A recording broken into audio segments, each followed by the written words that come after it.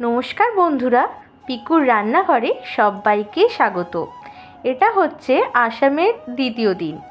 আমরা সকাল সকাল খেয়ে দিয়ে একটুখানি বেরিয়েছিলাম সামনে বাজারহাট ঘুরতে। যেহেতু আমরা ওখানে ছিলাম মাছবাট বলে জায়গাটায়, ওখানে কোনো কিছুই আমাদের চেনা জানা ছিল না, তাই গেস্ট হাউস থেকে বেরিয়েই গলিতে দেখছিলাম খুব সুন্দর চওড়া বাজার বসে। তাতে আসামের যে দেখুন এই লোকাল ফল সবজি সমস্ত কিছুই কিন্তু পাওয়া যায়। যেহেতু ওখানে বেশ ভালোই গরম ছিল, আমি আর মা দুজনে আখের রস খেয়েছিলাম। আর এখানে আখের রসটা কিন্তু করে একটু অন্যরকম, কারণ এতে ওরা কাগজি লেবু ইউজ করে। আপনারা তো সকলেই জানেন আসামে মেখলা হচ্ছে ঐতিহ্যের মতো। এখানে প্রধান বস্ত্রই হচ্ছে মেখলা, আর আসাম আসবো আর মেখলা কিনবো না এ তো হতেই পারে না।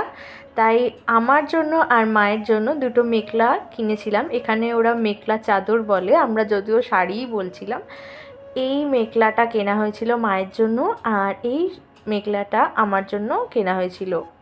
মায়ের মেখলাটা ওরা বলেছিল 3000 টাকা, যেটা মা দরদাম করে 2600 টাকায় নামিয়েছিল। আর আমারটা নিয়েছে 1500 টাকা, যদিও এটা 1800 টাকা বলেছিল। আর কাকুর দোকান অবশ্যই গেলে ভিজিট করবেন মাছবাটে, ওনার ব্যবহার কিন্তু ভীষণই ভালো। আর এই গামছাটা উনি আমাদের গিফট করেছিল ফ্রিতে। আপনার কিন্তু অবশ্যই কমেন্ট করে জানাবেন এই মেখলা চাদর দুটো কেমন হয়েছে। তারপরে আমরা একটু বেলা করে বেরিয়ে গেছিলাম সাইট সিনের জন্য। এখানে খুব সুন্দর প্রাকৃতিক সৌন্দর্য, কিন্তু যেহেতু ওই টাইমে প্রচুর বৃষ্টি হচ্ছিল আর ধস নামারও একটা ভয় ছিল, কোনো কোনো জায়গায় ধসও নেমেছিল। আর এই মাছবাটের আশেপাশের অঞ্চলে অনেক জায়গাতেই কিন্তু বন্যায় ভেসে গেছিলো ওই টাইমে। আর এটা হলো ধানসিঁড়ি নদ, যেটা দেখতে খুবই সুন্দর লাগছিল। আর ওই যে দূরে দেখতে পাচ্ছেন ওটা হচ্ছে ওয়াটার গেট। আর এখানে প্রাকৃতিক শোভা এতটাই সুন্দর যে এখানে এসে আর যেতে ইচ্ছে করছিল না। আমরা অনেকক্ষণ প্রায় আধ ঘন্টা ধরে এখানেই দাঁড়িয়ে প্রাকৃতিক শোভা উপভোগ করছিলাম। অনেক ছবিও তুলেছি আমরা এখানে।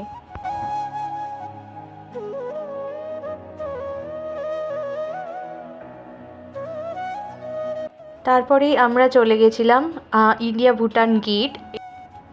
এখানে প্রত্যেকের আইডেন্টিফিকেশন কার্ড দেখে তবেই কিন্তু ভেতরে ঢুকতে দিচ্ছিল, যদিও ভেতরে ঢুকে আমরা বেশি দূর যাইনি, সামনে থেকেই, কারণ অনেকটা হাঁটা ছিল ভেতরে আর আমাদের হাতে সময় খুবই কম ছিল। আর এইটা যেটা দেখতে পাচ্ছেন এটা হলো ভুটানের মেন বর্ডারটা, মানে ইন্ডিয়া ভুটান যে বর্ডার সেটাতে। আমরা গাড়ি করে কিছুটা এগিয়ে এসে ওরা এখানে নামিয়ে দিয়েছিল, মানে ড্রাইভার। তারপরে ভেতরে কিছুটা গিয়ে আমাদের আইডেন্টিফিকেশান কার্ড চেক করে তবেই ওরা ভেতরে অ্যালাউ করেছিল। কিছুটা যাওয়ার পর আমরা এখানে ছবি টবি তুলে বেরিয়েছিলাম, খুব বেশি দূর যাইনি। আর এই সামনে বর্ডারের প্রচুর মোমোর দোকান, খাবারের দোকান অনেক কিছু রয়েছে, যেখান থেকে কেউ কেউ লাঞ্চও করে থাকে। আমরা যদিও লাঞ্চ করিনি, আমরা শুধু এখানে মোমো খেয়েছিলাম। আর এখানে আসবো মোমো খাবো না এ তো হতেই পারে না। প্রথমে 1 প্লেট মোমো অর্ডার করার পর এতটাই ভালো লেগেছিল আরও 2 প্লেট আমরা অর্ডার করেছিলাম, যেটা খাবার পর বাকিরা চা খেয়েছিল আর আমি খেয়েছিলাম এই অ্যাপেল ফ্লেভার্ড এনার্জি ড্রিঙ্ক, যেটা খেতে খুব সুন্দর লেগেছিল আমার, কারণ এটা দিয়ে পুরোটাই অ্যাপেলের বেশ ফ্লেভারটা আছিল। আর মায়েরা যে চাটা নিয়েছিল সেটাও খুব সুন্দর করেছিল ওরা।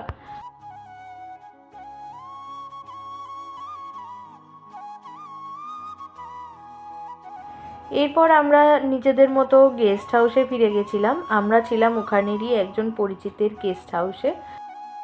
ফেরার পথেই পড়েছিল ওরাং টি গার্ডেন, যেটা খুব সুন্দর ছিল। আর টি গার্ডেনের সাইড দিয়ে আমরা যেতে যেতে ভেবেছিলাম কখন এই টি গার্ডেনে নামবো আর একটু ছবি তুলবো। এখানে মা আর বাবার ওরা ইয়ার্কি মারছিল আর ছবি তোলার জন্য বলছিল গায়ে হাত দিতে, ছবি তুলতে। আর মা এখানে তারপর ফটো তুলছিল, আমরাও এখানে কম বেশি ফটো তুলে নিয়েছিলাম। আর এখানের প্রাকৃতিক শোভা এতটাই বেশি যে ওখান থেকে আসতে ইচ্ছে করছিল না। চা বাগান সারি সারি, খুব সুন্দর লাগছিল, সবুজে সবুজ চারিদিক। তাও কিছু করার নেই, গিয়ে গেস্ট হাউসে ফিরে সমস্ত কিছু গুছিয়ে নিতে হয়েছিল, কারণ পরের দিনই আমাদের ছিল ফিরে আসা। যেহেতু আমরা ছিলাম মাঝবাটে আর ওখান থেকে গুয়াহাটি প্রায় গাড়িতে 5 ঘন্টার ডিস্টেন্স, তাই জন্য আমাদের সকাল সকালই গাড়ি ছিল, তাই জন্য আমরা অনেকটা তাড়াতাড়ি ওখান থেকে বেরিয়ে এসেছিলাম। আর পরের দিন সকালবেলা আমাদের গাড়ি ছেড়ে দিয়েছিল প্রায় 7:30টার সময়। এই যে আমরা যাচ্ছি।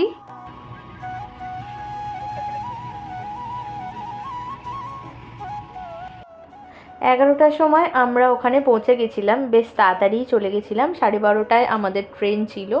ট্রেন এসে দাঁড়িয়েছিল কিন্তু ট্রেনের গেট খোলেনি বলে আমরা এখান থেকে টুকটাক কিছু কেনাকাটা করেছিলাম। সরকারি যে দোকানগুলো থাকে সেখান থেকেই আমরা কেনাকাটা করেছিলাম। আর এই দাদার ব্যবহারও ভীষণ ভালো ছিল।